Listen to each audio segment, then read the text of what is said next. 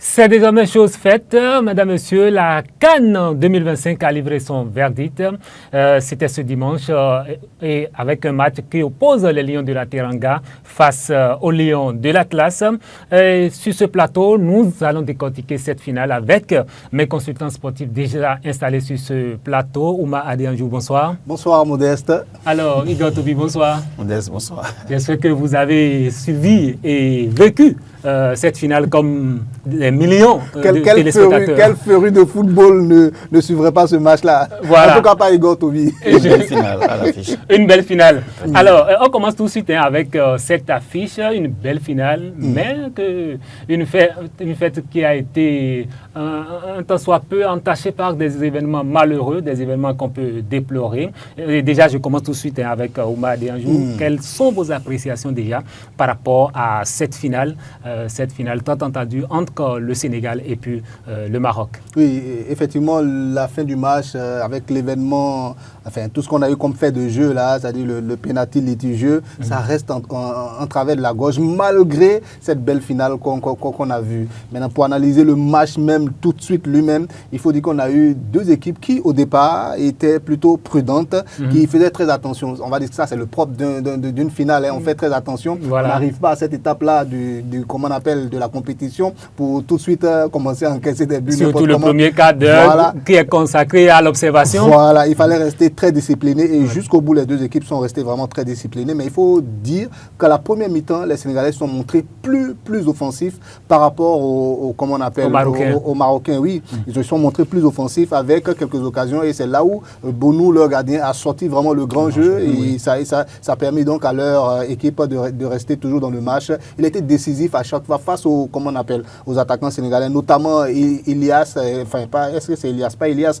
Pape Gueye. Non, pas Pape Gueye. Pape Gueye, c'est le milieu. Je parle de l'attaquant. Elimane Ndiaye. Un joueur que j'aime beaucoup. Voilà, ça fait partie des meilleurs attaquants pour moi de la CAN. Elimane Ndiaye, il a été exceptionnel.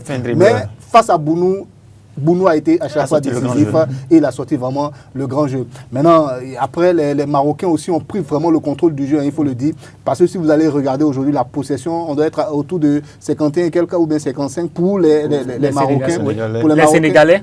Pour les Sénégalais et puis donc à un moment aussi, les Sénégalais ont gardé vraiment le ballon aussi à un moment, au point où au milieu, Pape Gueye a dû vraiment faire le travail défensif énorme qu'il fallait pour pouvoir donc rester également dans le match. Parce que les Sénégalais, ils étaient tellement acculés à un moment aussi par les Marocains, ils étaient obligés de faire des transitions rapides, c'est-à-dire des contre-attaques pour essayer d'aller très vite. Même le but aujourd'hui qui permet au Sénégal d'être finalement d'être le champion d'Afrique, ça a été une transition rapide, ça a été un coup, enfin je sais pas moi, une contre-attaque bien menée depuis le milieu du terrain avec Sadio Mané et tous les autres. Et comment on appelle, Pape Gueye qui tient très bon malgré le défenseur Marocain qui le harcelait, il a pu déclencher quand même cette frappe-là. Et Pape Gueye, il faut le reconnaître, c'est un joueur moi qui m'a marqué depuis près de 4 ans déjà que je le suis à la CAN. Oui, depuis ce temps, depuis qu'ils ont gagné la première CAN, il m'avait déjà marqué par sa fougue, très fougueux. Quand on le regarde de très loin, on va se dire que c'est un fougueux, quelqu'un d'un peu problématique et tout. Il est tout le temps dans les coups un peu trop rudes, un peu trop rugueux. Mais avec le temps, on comprend que bon, c'est un vrai milieu qui défend véritablement son équipe et c'est cette hargne-là qu'il faut aussi dans une équipe. Et Pape Gueye, il l'a véritablement. Et en finale, il a démontré, vous avez vu comment le défenseur l'a harcelé, mais ça ne l'a pas empêché de déclencher son tir et il a permis au Sénégal aujourd'hui d'être donc champion d'Afrique. Une très belle frappe d'ailleurs. Igor, vous avez suivi la finale. Qu'est-ce que vous avez apprécié tout au long de cette finale, y compris les événements malheureux de la fin? Voilà. Ok, merci beaucoup Modeste. Si nous mettons de côté les faits de jeu que nous avons tous déplorés, on a assisté à une très belle finale. Et surtout à une équipe sénégalaise qui avait la tête froide, qui ne s'est pas mis une pression en tenant compte de l'enjeu.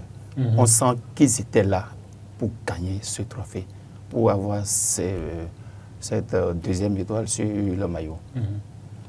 Les faits de jeu, ça n'en manque pas. Mais il faut dire déjà, lors de cette finale, il y avait eu une rude bataille au milieu de terrain. Déjà au début, entre le très talentueux jeune milieu de terrain que moi j'apprécie, Lamine Camara, qui Voilà, a commencé déjà dans la catégorie des juniors, avec laquelle il a eu à remporter la CAN junior. Et maintenant, on a vu son ascension vers l'équipe première, qui joue actuellement à Monaco. C'est un très bon milieu de terrain. On a senti déjà une guerre, une bataille rude entre lui et puis le Marocain Manel El Ainouri. El Ainouri, qui est aussi un très bon milieu de terrain, très rugueux. Donc, il ne voulait pas laisser le Sénégalais impacter son jeu. Et dès le début, il a fait une faute sur lui, alors que le ballon n'était pas là.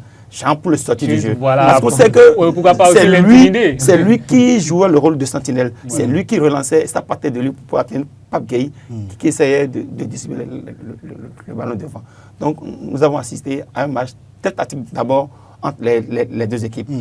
Mais les Sénégalais ont su imposer leur jeu et ils ont gardé le ballon. Ils circulaient, ils bougeaient. Et toute l'équipe, on sentait une harmonie, une symbiose au sein de cette équipe sénégalaise. Mais les Marocains, eux aussi, ils étaient aussi dans leur match. Ils étaient sûrs aussi de remporter cette finale. Surtout accompagné par ce beau public qui est très bouillant. Qui ne fait que crier, qui ne fait que siffler tout le temps, tout au long du match. Tout le long du match. Donc, nous avons assisté à une finale très tactique et à une très belle finale. Nous été quelques faits de jeu. Moi, on va en revenir sûrement. C'est quoi que là, du côté de l'arbitre, qui a caché un peu la fête. Et puisque vous parlez de l'arbitrage, il y a d'aucuns qui pensent que le premier responsable, en tout cas du chaos, si on peut qualifier ainsi, du chaos qu'on a pu observer, c'est le tout premier responsable, que ce serait l'arbitre. Moi, je ne veux pas hésiter, je vais être clair. L'arbitrage a gâté un peu cette fête du football continental. Mais comment? Est-ce qu'il n'a pas appliqué les règles? Si on prend déjà l'historique, le premier match des Marocains, c'était sur un fait de jeu, c'était sur un penalty litigieux. Donc, ils ont pu avoir les 3 points. Je passe cette étape des poules, je viens au niveau des quarts de finale, face au Cameroun. Tout le monde a vu un penalty sur Ryan Bombo, ça n'a pas été sifflé. Non seulement ça, un carton rouge qu'on devait donner au défenseur Naïf Aguer, qui a donné un coup de coude dans le cou de l'attaquant camerounais. La VAR n'a même pas appelé et c'est passé comme ça. Vous donnez raison alors à Eto'o qui... On dépasse encore cette étape des quarts de finale. On vient maintenant au niveau des demi-finales, face au Nigeria. Vous avez vu, déjà dès les 15, dès les 20 premières minutes, il y a une bataille au niveau du milieu de terrain. Et systématiquement, quand il y a une faute sur les Marocains, c'est sifflé. Contrairement au Nigérian, l'arbitre ne sifflait pas. On dirait que c'était un plan pour sortir les Nigérians de leur jeu. Mais ils ont tenu bon. Et c'est au niveau des tirs au but que le sort a choisi les Marocains. Voilà. Si on vient maintenant à la finale, le but des Sénégalais, si on doit commencer par critiquer ces genres de choses sur le plan continental. En Europe, sans siffler, à peine 2 arbitres vont siffler cette faute-là. Parce que c'était sur un corner et Achraf Hakimi laisse le ballon et s'occupe de l'attaquant. L'autre s'est fait une place pour placer la tête avant qu'un autre joueur ne mette le ballon au filet. Mais l'arbitre, sans hésiter, a déjà sifflé la faute. Revenons maintenant sur le pénalty accordé. Sur un corner, Brahim Diaz laisse le ballon, s'occupe du défenseur qui devrait défendre et dégager son camp. Et le jeune Diouf a fait l'action pour se débarrasser de lui en sautant le ballon. Et il se lève, Brahim Diaz, il ne commence pas à hurler, pas à faire du bruit, pas à casser tout le banc, tout le public va commencer à siffler. Ce qui a motivé l'arbitre à aller voir. Jusque-là, l'arbitre encore devrait garder sa tête froide et sauver le match, et laver son honneur. Même après avoir regardé là-bas, il pouvait dire, pour moi, il n'y a pas faute. Et puis, ça fait table rase, on va tranquillement dans les prolongations. Et puis, le meilleur va gagner. pour moi, l'arbitrage a caché cette belle fête continentale de football. Alors, Ouba, oui, l'arbitre a totalement gâté la fête. Oui, pas que lui, pas seulement non, pas l'arbitre de la finale. Oui, tout le corps. Tout le corps arbitral aujourd'hui, j'ai l'impression qu'il manque, il y a comme un manque de professionnalisme encore chez nos arbitres. C'est réel et c'est criard. Regardez, pourquoi est-ce qu'on a envoyé la VAR dans le football? La VAR devait servir à quoi? Mais on dit que la VAR ne remplace pas l'arbitre. Oui, on est d'accord. Voilà. C'est la raison pour laquelle on demande à l'arbitre même de venir voir de temps en temps. On est d'accord. Normalement, on doit pouvoir le conseiller aussi. C'est des arbitres qui sont derrière, c'est des professionnels également qui sont derrière, qui lui donnent des conseils. Nous, on pense que c'est léger. Nous, on pense qu'on peut laisser passer. Et puis, sur cette base, lui, il prend une décision. Comment est-ce qu'on en arrive encore à avoir des décisions aussi litigieuses? Regardez, quelle a été la faute commise sur... C'est-à-dire le but sénégalais qu'on leur a refusé. Sur Hakimi, quelle a été la faute? On se demande encore, c'est quoi la faute? Un contact, quelqu'un qui marche en arrière et qui trébuche, parce que l'autre avait sa main simplement sur lui, il faut siffler pénalty. Et l'autre côté là-bas, c'est quoi le pénalité? C'était tellement léger, mais il fait comment? Quelqu'un avec qui tu as un contact, ta main est sur lui, généralement les joueurs même s'attrapent carrément avant le corner. Donc c'était un peu ça, et lui se laisse tomber et l'arbitre siffle. Non, on a beaucoup souffert. Je me souviens encore de comment on appelle là, de cette VAR problématique aussi avec le Bénin, où la VAR devait marcher pour le Bénin, mais la VAR n'a pas marché. L'arbitrage est à revoir. C'est à revoir. Je ne doute pas de de l'intégrité morale de nos arbitres. Je ne dis pas que c'est des corrompus ou bien qu'on leur a remis quelque chose. Non, je ne dis pas ça exactement. Mais comme l'a dit Igor, il manque de sang-froid, il manque de lucidité face à un public. Je ne sais pas si... Voilà. Est-ce qu'il n'y a pas aussi la pression? Il se laisse intimider par le public. Il se laisse intimider par le public. Déjà, commencé par le joueur du champ qui faisait du bruit. Normalement, dans un autre championnat, mais Brahim Diaz prend un carton. Ça. Rien que pour avoir d'abord crié à ce point-là, obliger tout le stade à se lever, il prend d'abord le carton, même si l'arbitre doit les vérifier. Exactement. Mais chez nous, on ne le fait pas. Donc, les règles sont là pour être appliquées. Si on veut les appliquer, appliquons-les de la même manière pour tout le monde. Si vous sifflez là-bas, il faut siffler ici aussi. Si vous ne sifflez pas là-bas, il ne faut pas siffler ici non plus. Exactement. Donc c'est ça exactement. Donc il ne faut pas avoir des règles à géométrie variable. Et ça, c'est ce qui nous manque. C'est ce qui nous manque réellement. Ça continue de manquer. C'est pourquoi il parle de professionnalisme aussi du côté des arbitres. Okay. Et ça, je crois que c'est Samuel Eto'o qui disait sur une chaîne internationale qu'il va falloir travailler à ce niveau. Exactement. Il va falloir travailler à ce niveau. La CAF a du boulot encore. Il faut former nos arbitres. Les règles, comment est-ce qu'on les applique? C'est quoi l'esprit de la règle? Comment est-ce qu'il faut appliquer la règle? Derrière la règle, qu'est-ce qu'on regarde pour pouvoir bien l'appliquer? Il y a tout le contexte qu'il faut prendre en compte. Mais chez nous, on ne les prend pas en compte. Imaginez ces gens de faute là qui deviennent des litiges ici. Imagine-les dans le championnat anglais. Qui a le temps? Au contraire, même on applaudit le défenseur d'abord. Pour ces petites fautes là, ça c'est rien du tout. Voilà. Mais on peut toutefois aussi essayer de comprendre, en tout cas dans un peu l'arbitre, parce qu'on a dit pas de contact dans la surface de réparation. Le football est d'abord un jeu de contact. Oui. Mais vous suivez le championnat anglais. Il y a des zones. Vous suivez le championnat anglais. Mais ce championnat dont vous évoquez... On ne siffle jamais ces fautes-là. Surtout, on n'a pas le temps. On a parlé d'une finale d'une grande compétition qu'est la CAN. Une finale. C'est très léger pour siffler un penalty. Et à cet instant du match, c'est à croire que la coupe était promise aux Marocains là. Si on sifflait ce penalty à l'heure là, normalement, l'arbitre même ne devait pas porter ce poids d'accorder penalty, même si c'est le pays organisateur, à cet instant du match, à 0-0, dès les derniers instants du temps additionnel. Même dans les championnats dont vous parlez, le championnat de Première Ligue par exemple, le championnat anglais, mais c'est le gars de la VAR qui va dire à l'autre déjà, non, laisse tomber, il n'y a rien. C'est ça. Il lui dit ça immédiatement et puis le jeu continue.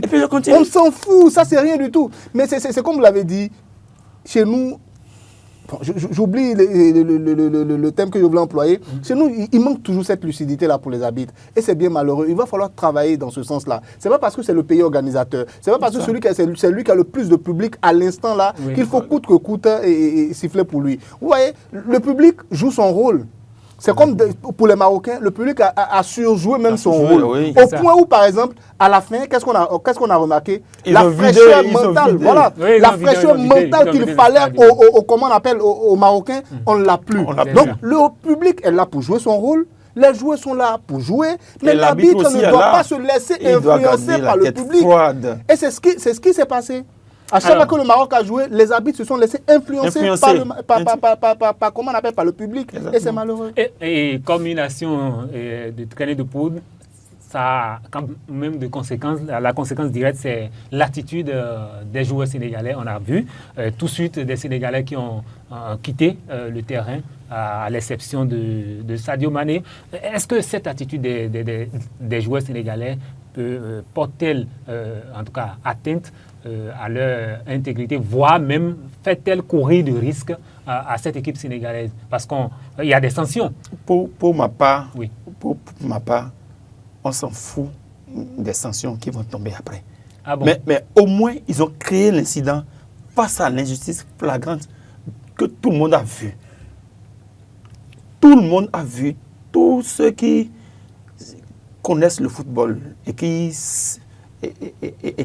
maîtrisent un peu les règles savent que à l'heure actuelle, l'arbitre ne devrait pas accorder ce pénalty-là. Mais là, ça pose un problème. Face à l'injustice, oui, il faut à un moment donné prendre du risque, quitte à être sanctionné après.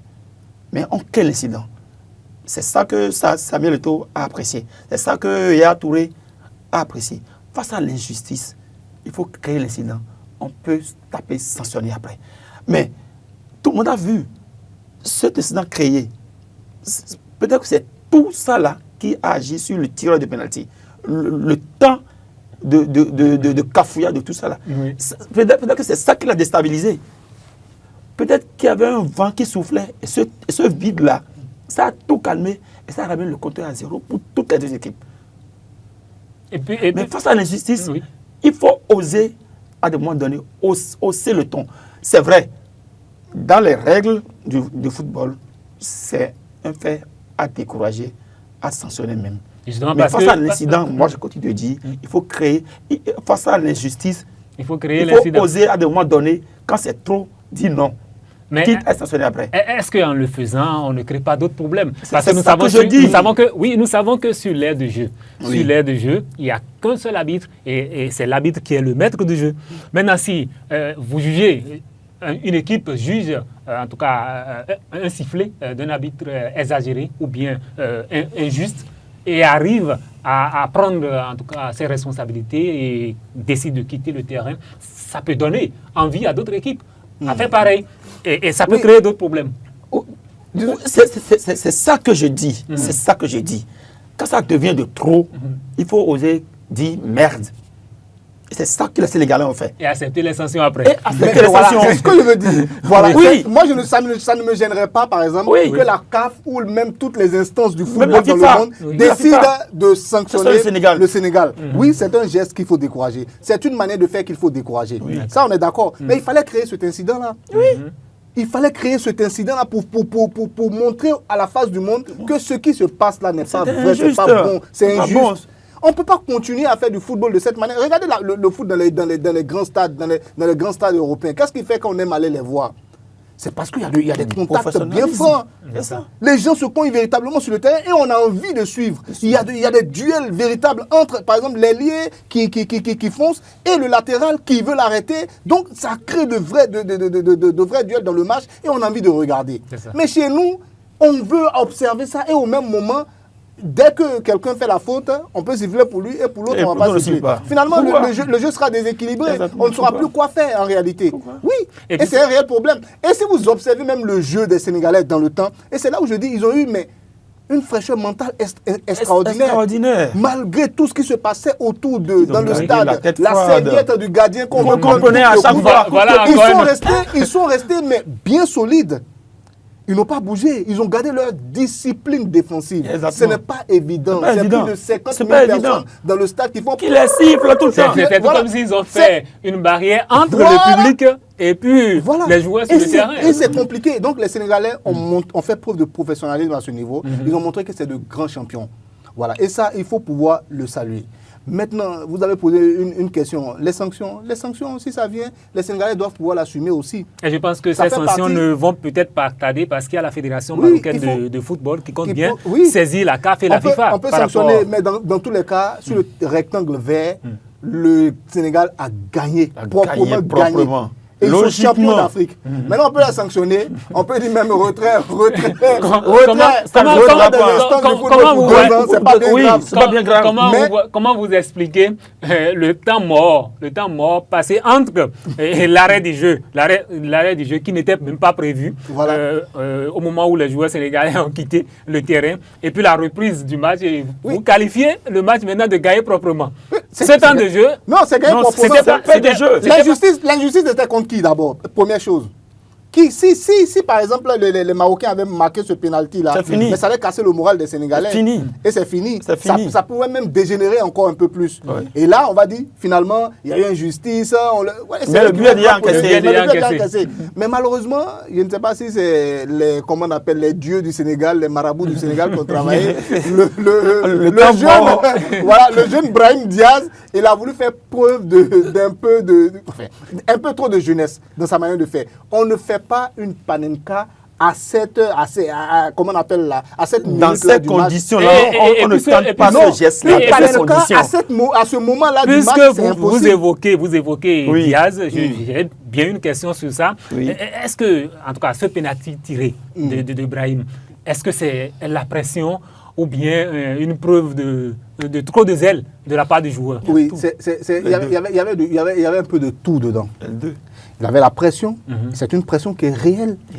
Ce qu'il porte à la CAN, c'est un drapeau qu'il porte sur le dos. Tous les joueurs portent un drapeau. C'est le pays qu'on va représenter. Ce n'est plus un club où on va gagner de l'argent, c'est ton argent qui t'intéresse. Non, ce n'est plus ça. Mais c'est tout un peuple qui est derrière toi. Et c'est ce peuple-là qui est derrière toi, ce sont tes parents aussi. C'est non, il y a comment on appelle sur le plan affectif, il y a quelque chose de très loué. Quand on parle d'affection, c'est forcément l'émotion. Ça joue véritablement sur le mental. Cela passé, mais c'est une finale qu'il est en train de jouer. C'est un jeune joueur. Je me demande même si dans sa vie, il a déjà atteint ce niveau-là de la compétition une fois. Donc ça, c'est un second élément de pression. Et n'oubliez pas tout le parcours qu'ils ont eu à faire. Ça n'a pas été compliqué. Ils ont joué même, comment on appelle, une prolongation. Ils ont joué 120 minutes une première fois. Donc, sur le plan mental, il était déjà assommé. Ça pèse énormément sur lui. Mais c'est pas un petit joueur. Il évolue bien sûr. Je suis complètement d'accord avec vous. Et puis, c'est le meilleur buteur même de la compétition. Et c'est une raison de plus pour comprendre qu'il avait beaucoup de choses sur son épaule. Parce que tout le Maroc se disait, celui-là peut décanter la situation. Pourquoi est-ce que quand il partait tirer, quelqu'un n'a pas dit, donne-moi, moi je vais tirer. Ça arrive au football. Il y a des grands qui disent non, laisse tomber, ça c'est un pénalty. C'est parce qu'on le considère justement comme celui-là qui peut marquer, c'est le leader qui peut sauver l'équipe. Et donc on le lui permet. Mais il y va, il fait preuve de jeunesse. Il veut faire une panenka à la 90e minute ou même à la 89e, je ne sais pas moi, à la fin d'un match. Toi, tu fais où il faut marquer le pénalty. Il ne faut pas chercher à faire des. Voilà, il voulait rentrer dans l'histoire, mais Mendy a été. Mais il est rentré dans l'histoire. Ça dépend de quel côté on se trouve. Par la mauvaise pour ma part, pour ma part, ce geste-là, ce n'est pas un geste à tenter à cet instant-là. C'est clair. Il avait la pression de tout un peuple qui, dans leur tête, se disait c'est notre CAN. C'est clair. On l'a organisé. D'abord, au départ, ce n'était pas eux qui devaient organiser la CAN. Donc, ils sont venus sauver une situation en 2023, quand la Guinée n'était pas encore prête. Voilà. Donc, ils sont venus sauver une situation. Maintenant, ils se disent c'est notre CAN. Ils ont mis beaucoup de moyens dedans. C'est l'une des CAN les mieux organisées de toute l'histoire. Maintenant, ils se disent nous sommes là pour gagner notre CAN. Cette coupe-là doit rester chez nous. Parce qu'il y a longtemps, ils ont gagné la CAN. Si moi j'étais à la place de l'entraîneur, je ne permettrais pas à Brahim Diaz de tirer ce pénalty. Pourquoi? Parce qu'il était au cœur de tout ce qu'il y a eu comme échauffourée, comme tension, comme pression à l'instant là. C'est sur lui, la supposée faute qui a entraîné le pénalty a été faite. C'est lui qui s'est réveillé. L'arbitre n'a pas sifflé le jeu. C'est lui qui a commencé par hurler, par crier, par chacasser, par soulever tout le monde. Et tout le monde s'est soulevé. Et son banc de touche et tout le stade, avec des sifflets tout le temps. c'est lui qui est l'instigateur de tout ce qui a eu comme tension à cet instant du match. Donc là, il n'était plus le Brahim Diaz lucide qu'on a connu durant toute cette compétition. Mais et si l'entraîneur prenait comme le joueur le plus motivé à tirer le penalty? Justement, je dis, c'est lui qui est le leader technique devant. C'est lui qui est le meilleur buteur de la compétition. Peut-être on se dit, il a la capacité pour le faire. Mais on a oublié la pression qu'il y a eu à cet instant. Si moi j'étais à la place de l'entraîneur, je désirerais un joueur neutre, calme, que je sais calme et qui n'est pas tout le temps dans les coups, dans les bruits. Je lui donne cette responsabilité. Moi, je comprends cette position-là. Oui, c'est vrai que c'est la position de sagesse qu'il fallait avoir à ce moment-là. Mais il ne faut pas perdre de vue aussi que l'entraîneur met un dispositif en place avant de venir. On sait la hiérarchie en matière de tir, en matière de pénalty. Donc, on sait que c'est lui qui va le faire. Si on prend un peu de recul à cet instant, on allait choisir un joueur. Non, on ne pourrait pas le savoir. Qui peut s'imaginer que Brahim Diaz va aller tenter ce geste-là à cet instant-là? C'est pourquoi j'ai aimé le message un peu sage de l'entraîneur de l'entraîneur marocain qui a reconnu que c'était leur destin et qu'ils assument que cette coupe ne soit pas restée chez eux. Mais décidément avec Mendy, oui, allez. Parlant de sagesse, je voudrais revenir aussi sur un fait. Vous savez que c'est Sadio Mané qui est parti parler avec Claude Leroy. Je ne sais pas si vous avez vu les images. Et Claude Leroy, du haut de sa grande expérience, lui dit revenez sur le terrain. Parce qu'il sait que c'est avant tout le football, ça se joue sur le terrain. Et puis, il sait aussi ce qui les attend. Voilà, il a compris que si jamais il ne revenait pas. Voilà. Et Sadio Mané, avec beaucoup de sagesse, et moi je tiens à saluer ça aussi, c'est pourquoi quand il a dit sagesse, cela m'est revenu. Sadio Mané, avec beaucoup de sagesse, est parti même contre la décision de son entraîneur. Il a dit, venez, on va jouer comme des garçons. Et ils sont allés jouer comme des garçons et finalement, ça a porté les fruits. Parce qu'un penalty, c'est vrai, c'est tiré, mais c'est vrai que c'est sifflé, mais ce n'est pas toutes les fois que c'est transformé. Alors, il dit décidément avec Mendy, une histoire avec les Panenka, ça ne passe pas. Agüero, en effet, voilà. Je me disais si peut-être que Brahim Diaz avait assez souvenu de ça, il n'aurait pas tenté. Non, et les Panenka, si vous suivez très bien, il y a deux effets qu'on donne au ballon. Le premier effet, c'est que avec le geste, tu réussis à mettre le gardien à terre. D'abord. Et maintenant, le deuxième effet, si le gardien est à terre, il faut réussir l'effet de soulever un peu le ballon. Parce que le gardien peut être à terre sans avoir choisi un côté. C'est ça. Donc, si tu ne soulèves pas le ballon, le gardien facilement peut soit du pied sortir le ballon, soit il va faire comme ça, le ballon va atterrir un peu comme ce qui s'est passé, oui. Mendy, j'ai comme l'impression qu'il peut-être il s'est imaginé que le gars allait faire un geste pareil à cet instant. Parce qu'il n'a pas choisi un côté. Il n'a pas choisi un côté. Oui. Mais il a fait le geste d'aller à terre avant de se lever rapidement pour cueillir le ballon comme on donne orange, voilà. Non, parlant de la panenka, je vais apporter ma petite touche aussi. Je joue un tout petit peu au foot aussi. Oui. Pour faire une panenka aussi, il faut une vitesse d'abord. On part à une certaine distance et on va à une certaine vitesse. Faire croire qu'on veut tirer, qu'on veut vraiment shooter dans le ballon. Mais malheureusement, il faut une finesse à la fin. Voilà. Et avec beaucoup de finesse à la fin, on lève le ballon et on le met complètement hors de portée du gardien. Parce que quand il est par terre, il peut toujours faire ça. Et si vous regardez Mendy, c'est pratiquement ce qu'il a fait pour prendre le ballon.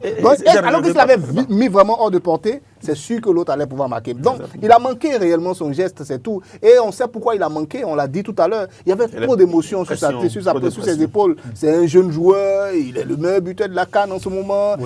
Ça déjà même l'euphorie, ne serait-ce que cette euphorie-là, qui l'emporte à vouloir tout faire, à vouloir faire tout ça de dribble, c'est sûr qu'il va manquer des gestes. Et voilà, il a manqué ce geste-là.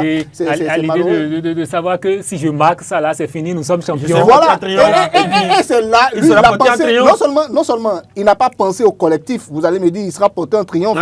C'est la preuve qu'il n'a pas pensé au collectif avant d'aller tirer ce pénalty-là. Il a pensé à lui et lui seul. Il a voulu marquer l'histoire, un peu comme un Zidane qui marque et qui finalement aussi le destin le rattrape plus tard avec un Materazzi, finalement. Bon, voilà. Donc, il voulait marquer une Panenka, mais c'est pas marquer une Panenka. Et puis, Oumar parlait tout à l'heure de Sadio Mané. Sadio Mané, un joueur providentiel pour le Sénégal et aussi pour l'Afrique, on va dire. Sans réfléchir, on peut l'affirmer. Sadio Mané, c'est un très grand joueur. Et puis il a écouté par ses coéquipiers, on va dire. Il faut regarder le parcours de Sadio Mané. Partout où il est passé, il a subi des fois des cas d'injustice, mais il est toujours resté calme, intraitable. Il est toujours resté lucide. Et je ne sais pas, c'est Dieu qui l'a utilisé en ce moment-là. Parce que si les joueurs sénégalais ne revenaient pas, peut-être le match serait déclaré gagné sur tapis vert, puis les Marocains allaient remporter. Oui. Donc, il a eu la sagesse de rester et d'aller vers quelqu'un aussi que le roi, qu'on connaît avec son parcours, qui a eu aussi l'inspiration en ce moment pour lui dire car appelle tes compatriotes, revenez jouer. Donc, on peut l'affirmer, c'est l'homme providentiel. Et tout son parcours dans la sélection, c'est vrai, avant cette CAN, il a été décrié, on l'a déclaré déjà fini, qu'il ne court plus. Mais il faut le voir sur le terrain. Il se retrouve de l'autre côté. J'ai comme l'impression que ces critiques l'ont encore apporté plus de carburant. L'ont topé davantage. Il a été même le meilleur joueur de la compétition même. Pas que ça. Je voulais rappeler qu'il a été même l'artisan ultime du but marqué par Pape Gueye. Oui. C'est lui qui a fait la canonnade. L'action, il était au cœur. Tous les Marocains l'ont suivi. Oui, exactement. Après la relance de la défense, c'est lui qui a porté le ballon. Et qui a talonné à un joueur qui a transmis. Lamine, comment vous l'avez appelé tout à l'heure? Camara, celui qui est au milieu, oui. Qui l'a envoyé maintenant à Pape Gueye pour finaliser le geste. Donc, tout a pris par lui. C'est l'homme providentiel du Sénégal lors de cette CAN. Voilà. Et en fait, le geste qu'il a fait au milieu du terrain, c'est ça qui a lancé cette transition-là qu'ils ont eu à faire, cette contre-attaque rapide. Voilà. C'est rien que par ce geste-là que c'est parti. Parce qu'en faisant ce geste-là, regardez quelqu'un qui contrôle le ballon et qui est dans un sens. Qu'est-ce que tous les défenseurs font? Ils vont dans le sens avec lui. Mais lui, son génie, le génie de Sadio Mané fait que finalement, il donne à l'autre et il libère complètement ses deux camarades qui s'en vont complètement marqués. Donc moi, je pense que Sadio Mané, il a été essentiel pour le Sénégal. Exactement. Il a été essentiel pour le Sénégal. Il a porté le groupe à bout de bras, lui seul. Il faut le dire.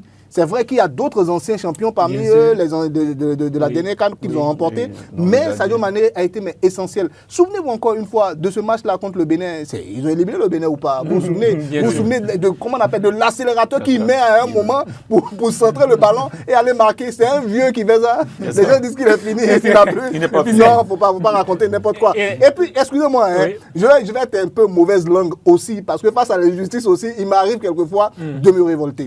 Mais comment on appelle, à Liverpool, quand il était à Liverpool, mais à un moment, c'était lui le leader de l'attaque. Oui. C'était lui le premier homme devant à l'attaque, dans l'attaque de comment on appelle, de Liverpool. Mais on privilégiait d'autres. On privilégiait d'autres. Et ça m'énervait. Moi, je me disais que peut-être, parce que ça pourrait être plus sombre. Non, pas ça. L'autre est plus pour ici qu'en but. C'est pourquoi je disais que il était mauvaise langue, oui, mais ça me fait mal. Mo Salah concrétise beaucoup plus. Peut-être que c'est ça qui le place devant Mané en ce moment-là. Oui, parce que Mané était légèrement en retrait par rapport à lui. C'est relatif. On aura compris. Et quand même, on voit cette CAN sous un autre angle. On a vu que c'est une compétition réussie. C'est une compétition réussie. Et Igor, je vais vous demander de nous livrer en quelques chiffres en termes de buts, de cartons jaunes et de cartons rouges. Qu'est-ce qu'on peut retenir déjà pour cette 35e édition de la Coupe d'Afrique des Nations? Nous avons assisté, nous l'avons déjà dit, à une très belle compétition sur le terrain. Nous étions quelques couacs.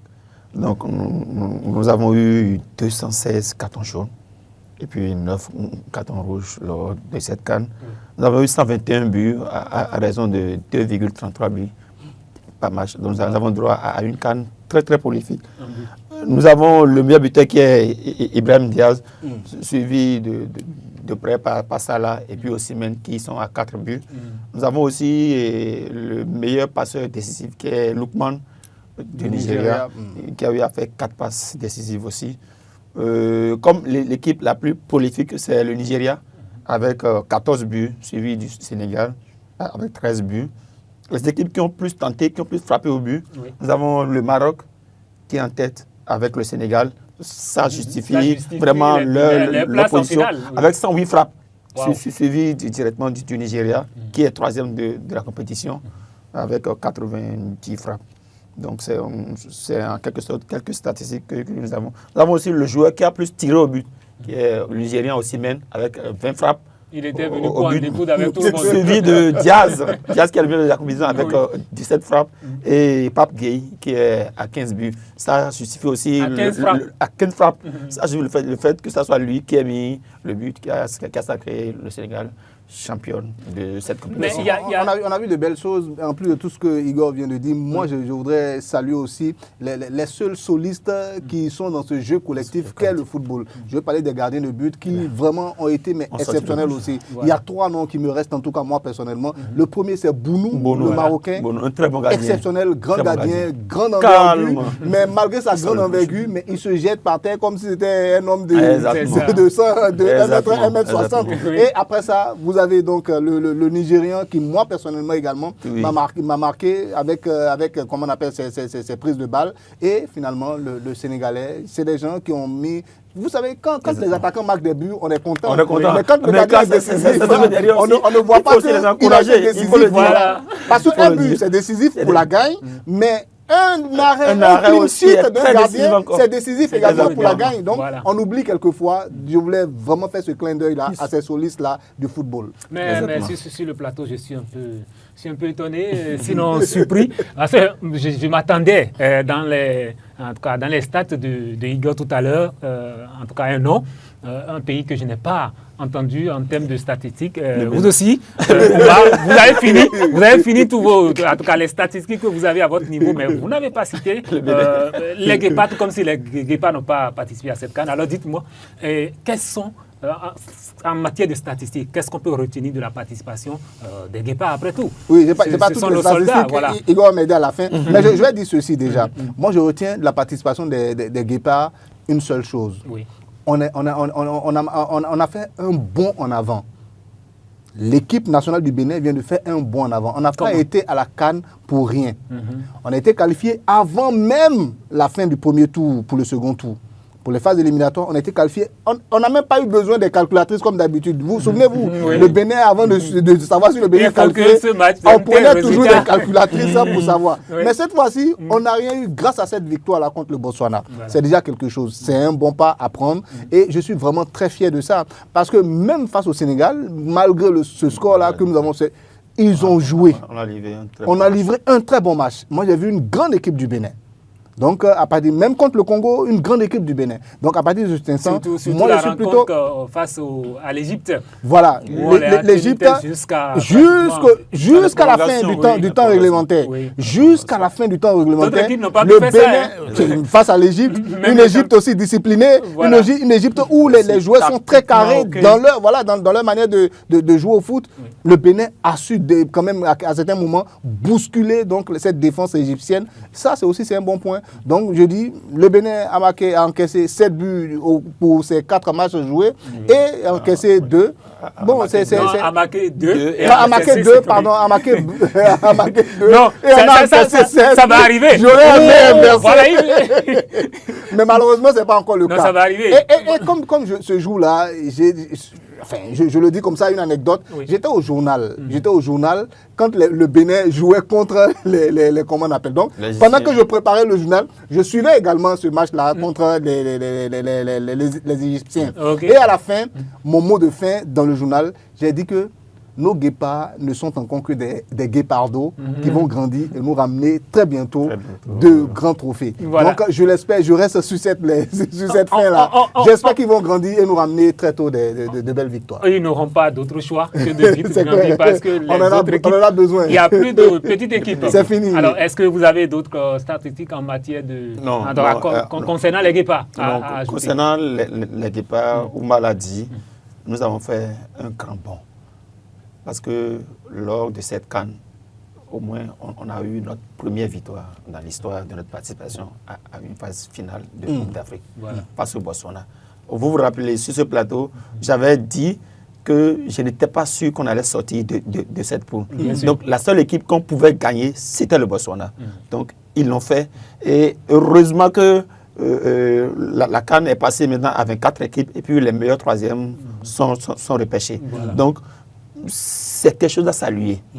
Même dans le jeu, on sent aujourd'hui maintenant que même si on garde le ballon de façon stérile, au moins on prive l'équipe adverse du ballon. Si nous prenons le match face au Sénégal, les gars n'ont pas démérité. C'est vrai qu'à l'arrivée, le score n'a pas reflété la physionomie du jeu. Parce que les gars ont gardé le ballon, ils ont empêché l'équipe sénégalaise de développer son jeu. Même face aux Égyptiens aussi. Maintenant, face à l'Égypte aussi, ils ont regardé les Égyptiens dans les yeux comme ça. Jusqu'à les prolongations, ce n'était pas gagné d'avance. Moi, j'avais pronostiqué 4-0 en faveur de l'Égypte. Parce que déjà, sur papier, il n'y avait pas photo. Non, il n'y a pas photo. Mais nos gars, ils l'ont fait. Et c'est à saluer. Oui, permettez-moi de dire par rapport au Bénin. Ça sera très rapide. Au Bénin, j'ai toujours attendu quelque chose. J'ai toujours attendu voir. C'est vrai que l'équipe du Bénin qui avait fait sensation face au Maroc dans le temps, vous vous souvenez, c'était en 2009 ou 2019. 2019. Voilà. Cette équipe-là avait une colonne vertébrale. Moi, je dis toujours, quelle est la colonne vertébrale d'une équipe? C'est-à-dire, quels sont les leaders à chaque compartiment du terrain? Aujourd'hui, quand vous prenez le Bénin, vous pouvez dire un leader à chaque compartiment. Quand vous prenez la défense, il y a un Verdon qui est là, mais qui est exceptionnel. Vous prenez le milieu relayeur, il y a un Imran qui est là. Le jeune qui est juste après Imran, avant d'aller trouver notre buteur, lui aussi, il est performant. Donc, à partir de cet instant, je dis, c'est vrai, on peut tout reprocher à Gernot Rohr. Il a réussi quand même à créer cette colonne, moi qui me fait vraiment plaisir. Et ne parlons pas des ailes. Aujourd'hui, le Bénin, il y a une petite avancée. Les efforts des autorités portent des fruits et il faut pouvoir le signaler. Oui, ça c'est clair. C'est encouragé et il faut continuer dans ce sens pour que nous puissions un jour titiller les grands.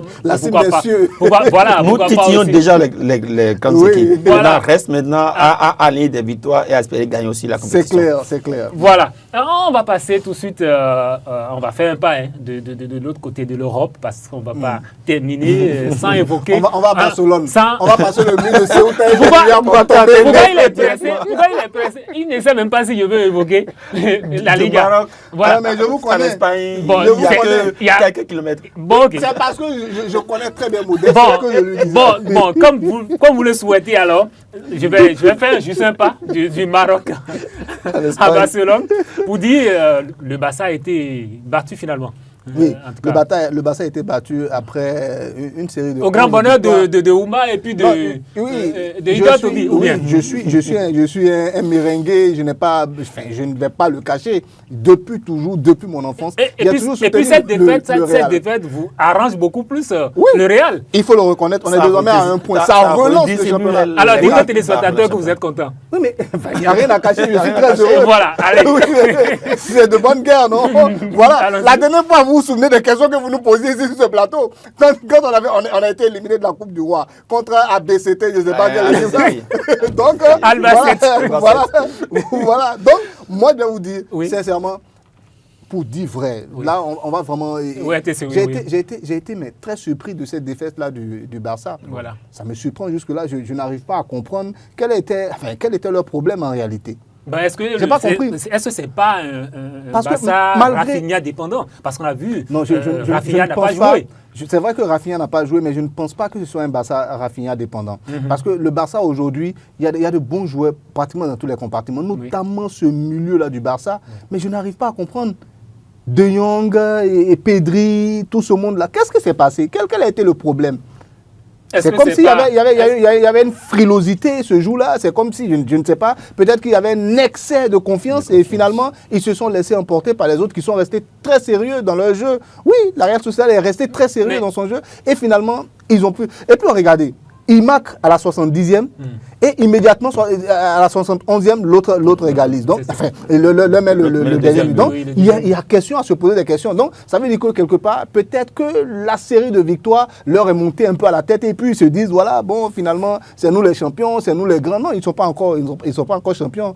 On parle de la Liga. Voilà. Oui, on ne gagne pas la Liga qui veut. Hein. Mais est-ce que cette équipe de Real Sociedad, c'est pas finalement la bête noire du Barça? C'est très difficile pour le Barça d'aller gagner à Real Sociedad. Et Barcelone éprouve souvent de difficultés à aller gagner la Real Sociedad. La Real Sociedad. Mais c'est vrai qu'on était tous concentrés sur la finale de la CAN. Oui. Et c'est après qu'on a eu le résultat. On était tous surpris de cette défaite, de cette Barcelone qui écrase tout le monde. Voilà. Tu peux leur mettre deux buts. Ils te marqueront toujours le but qui fera la différence. Même à 2-1, à la 60e de minutes, je me disais, bon, ces gars-là, ils vont égaliser et mettre encore 2 buts de surplus. Voilà. Ce qui n'est pas arrivé. Ça veut dire qu'aucune équipe n'est imbattable. Ça nous enseigne aussi qu'on ne peut pas gagner tout le temps aussi. Donc, les grands aussi peuvent chuter, peuvent tomber. Le championnat est certes relancé, mais moi, je place toujours ce Barça favori au sac final de cette Liga. Alors, le Real désormais a 1 point du Barça. La Liga est à nouveau relancée. Oui, la Liga est à nouveau relancée, mais je vais embrayer sur ce que vient de dire à la fin Igor, parce que moi aussi, je sens que ce Barça-là a quelque chose de plus que les autres. Peut-être même que le Real, c'est son milieu de terrain. Oui. Mais c'est le meilleur milieu du monde, disons-le clairement. Ces jeunes gens-là, mais ils sont exceptionnels. C'est les plus créatifs. Lamine Yamal, aujourd'hui, dans le championnat espagnol, mais c'est le joueur le plus créatif. C'est le meilleur joueur de la Liga. Donc, à partir de cet instant, c'est au Real maintenant de revoir sa stratégie. Parce que, je l'ai dit la dernière fois, il y a un problème qui est structurel. Je ne sais pas où le mot m'est venu la dernière fois, mais c'est un problème qui est structurel, à mon œuvre la vie, au niveau du Real. Il faut le régler. Le Real a structure de cette équipe-là. Avec le retour de Mbappé, face à Levante. Qui est dans le creux. Voilà, c'est pas de la vague complètement derrière. Ça, c'est pas encore. C'est pas encore l'élément qui va permettre de savoir que le Real se refait une santé. Ce n'est pas encore le moment.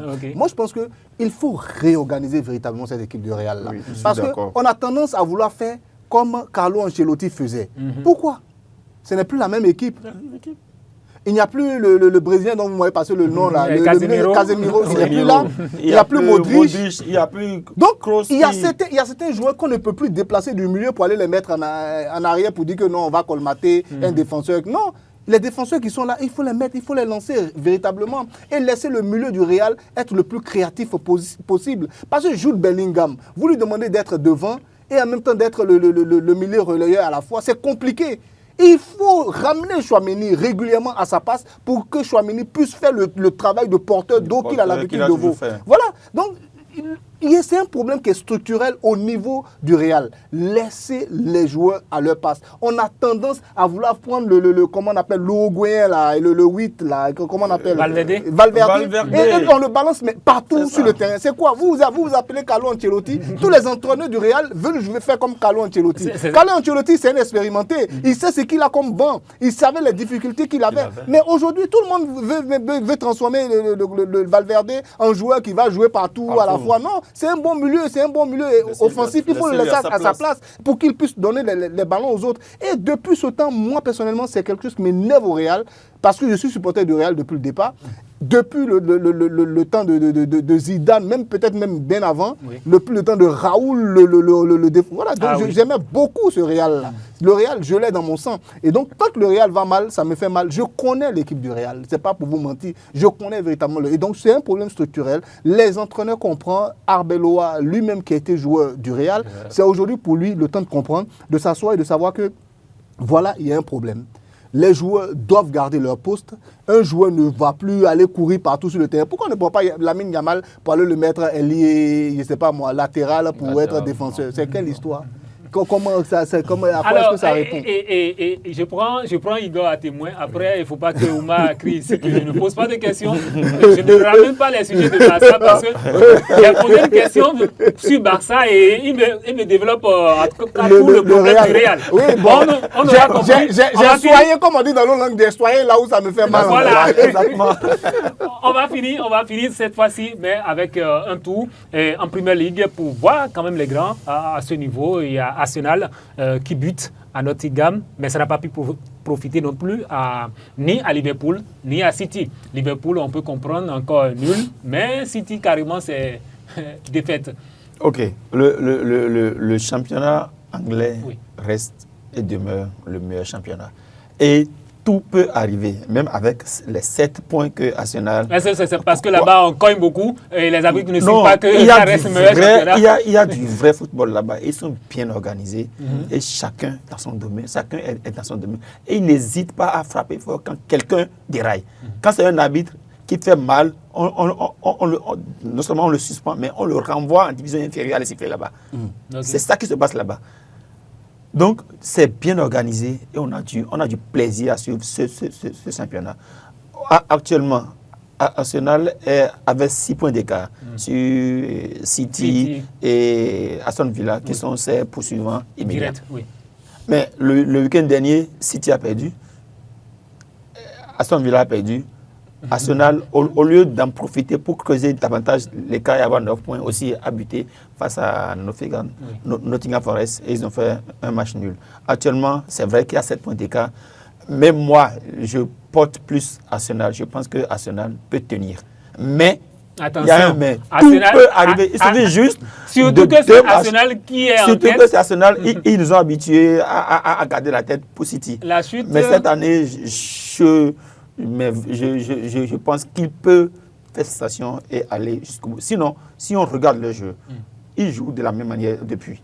Ils sont forts sur les coups de pied arrêtés, sur les coups francs, sur les corners. Et jusqu'à présent, aucune équipe n'a réussi à déjouer ce plan-là. Seulement qu'il y a des jours où ça ne passe pas. Mais quand ça veut passer, face à Manchester United, ça a passé. Face à Chelsea, ça a passé. Face à Liverpool, même aussi, ça a passé. Ça a passé face à plusieurs grands clubs. Seulement que ce bon résultat-là les accompagne jusqu'à la fin. Mais le championnat anglais demeure toujours indécis jusqu'à la fin. Alors, Ouma, un mot rapidement sur ce championnat pour finir. Pour une fois, je ne suis pas d'accord avec Igor, notamment par rapport à Arsenal. Moi, Arsenal, je vais vous dire, aujourd'hui, ils sont leaders de ce championnat. On se dit même qu'ils sont en train de survoler pratiquement, à part peut-être cette petite, comment on appelle là, je ne sais pas moi, ce faux pas là qu'ils viennent de faire. Mais ils sont dépendants de leurs joueurs les plus techniques, notamment ceux qui frappent les coups de pied arrêtés. Donc, ils sont dépendants de qui? De Saka aujourd'hui, disons-le. Exactement. Il faut dire la vérité, ils sont dépendants de ce jeune gars-là. Et si jamais ce type-là a un problème, où est-ce qu'on va aller? Et Arteta, quelquefois aussi, qui vous fait des remplacements, vous vous demandez, mais il est quitté même sur quelle planète, quelquefois? Oui, Arteta, quelquefois, il vous fait des remplacements, vous vous dites, mais c'est quoi? C'est quoi le problème? Vous pouvez voir un Odegaard qui est en train de jouer, mais qui joue peut-être le match de sa vie. Et puis, brutalement, comme ça, Arteta décide non, que c'est lui qui sort et que c'est un autre. Donc, Arteta aussi, il va falloir qu'il soit un peu lucide devant Pep Guardiola, qui certainement est en train de réfléchir à comment est-ce qu'il va faire pour relancer cette équipe-là. Et City, c'est pas n'importe quoi. Il y a un goléador devant, c'est pas n'importe quoi. Hein. Le cyborg, quand il aura le ballon, est-ce que le cyborg demeure toujours cyborg? Moi, je pense que le cyborg demain sur le cyborg. Mais le problème avec le cyborg aujourd'hui, c'est qui lui envoie les ballons. Qui le nourrit. Il est plus alimenté. Et derrière aussi, ça prend trop de buts. C'est ça aussi. La défense aussi, il y a un souci. Donc, et puis, bon, il y avait Marmouche aussi. Je ne sais pas si Marmouche est revenu et qu'il a joué ce match-là aussi, parce qu'à un moment, il donnait. Voilà. Le jeune Français qui est venu finalement aussi d'origine algérienne, là. Le jeune Français, bon, enfin, le nom m'échappe, ça va me revenir très certainement. Oui, Shekir, Shekir, voilà, Ryan Shekir. Il est très bon. Il est très bon, mais malheureusement, qu'est-ce qui se passe avec City? J'ai l'impression que aujourd'hui, les autres entraîneurs, ils ont fini aussi par lire donc le jeu de Pep Guardiola. Ils savent à peu près comment est-ce qu'il construit.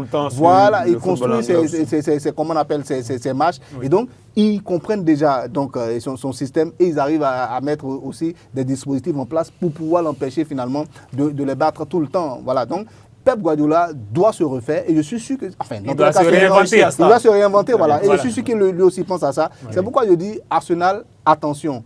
En cas de blessure, pour ces bons frappeurs de coups francs, ces bons frappeurs de corner, comment est-ce qu'ils vont faire? Comment est-ce qu'ils vont faire? Voilà. Oui, merci. Alors, c'en est fini, mesdames, messieurs. On va s'arrêter là définitivement pour ce numéro de Spécial Cannes. Et on reprend les bonnes habitudes à partir de la semaine prochaine avec Rendez-vous Sport. Tous les mardis. Voilà, tous les mardis. Et pourquoi pas aussi, on peut vous réserver bien sûr des bonnes surprises concernant surtout la Ligue des Champions qui reprend après cette petite pause liée à la CAN. Voilà des joueurs qui sont mis à la disposition de leur sélection nationale. Alors, mesdames, messieurs, nous mettons un thème à cette émission spéciale CAN sur Eden Télévision. Et d'ici là, portez-vous bien. À bientôt. Merci.